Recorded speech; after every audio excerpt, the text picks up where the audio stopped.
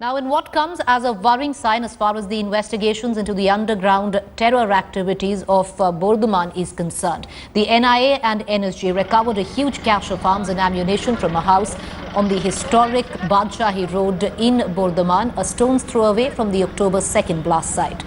Now, here is the catch. On October 8th, the West Bengal CID has raided this very location, found nothing. The location had since been sealed, but on October 16th, that's yesterday in the evening, the NIA and the NSG teams came across as many as 40 grenades and 5 rocket bombs in the toilet of this very house. Understandably, the role of the state police has come under the scanner for what appears to be a colossal slip-up. The question, if there was a deliberate ploy to hush up a matter that projects the Mamata government in bad light, or was it actively aided to abet terrorist activities?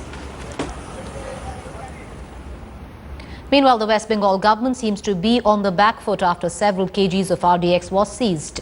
The Trinamool government has called for a high-level meeting over lapses made by the CID in the investigation. The Chief Secretary, DGP and the Home Secretary have been called to attend this crucial meet. Meanwhile, the Mamata government has issued a statement saying that there will be no compromise on national security. The NI confirmed the seizure of the explosives. The house where it was found belongs to a person called Rizal.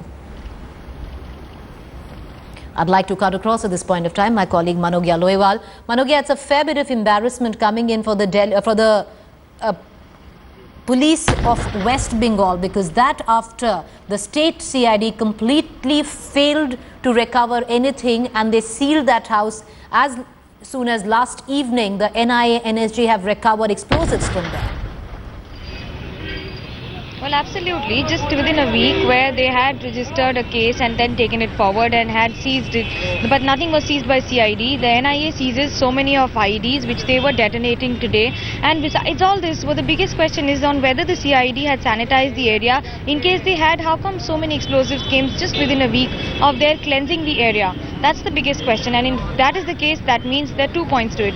The first is that they were ignorant, or the second, they were incompetent. The state government is now on a back foot. They are now holding series of meetings, and they will also investigate into the matter on who was responsible. The names of the officials who have been conducting the raids has been taken by the Home Secretary and senior officials, and they are looking into the matter on what action should be taken against them, because it not only tantamounts to compromising with the national security, but also perhaps one of the biggest reasons for them to believe that the incompetence of the state government has been highlighted in front of the whole country. This also affects the bilateral relations with the Bangladesh, because we've seen that the bombs that were made here are being briefed that they were being used or being supplied across the border also. So that comes the biggest catch, where the most important point is on whether the bombs were being sent across or not.